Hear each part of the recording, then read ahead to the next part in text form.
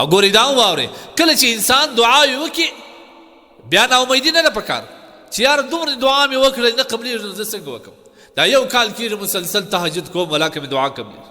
دا یو کال کېږي د اشراق د لمانځه وروسته د الله جل جلاله څخه یو پاو شل منټه غوښتنې کوم دی قبلېږي زه د الله پاک جل جلاله څخه د ګناهو څخه د خلاصون غوښتلو کوم نه قبلېږي والعیاذ بالله دا خبره غلطه ده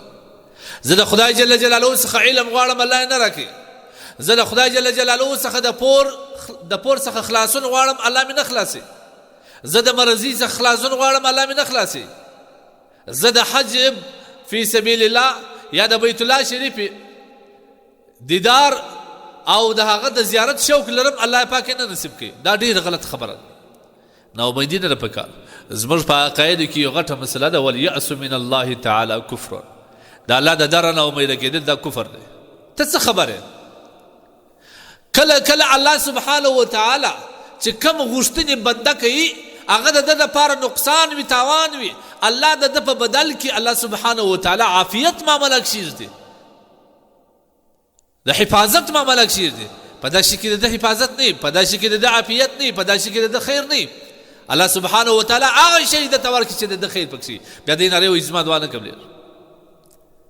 او خامخا دا نه لزولی چې دعا دې دستي قبوله سي نور علما لیکي چې د دعا د قبلېدو درې علامې دي یوه دا ده چې الله پاک جل جلاله هغه شی چې ده غوښتي په دنیا کې ورکړي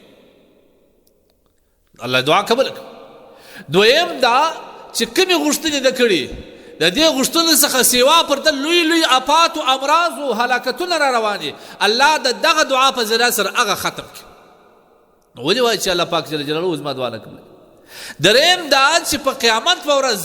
د کوم انسانانو کومې دعاوي چې الله پاک جل جلاله یې عوض په دنیا کې نه وي ورکړی په آخرت کې دومره دغه عوض ورکړي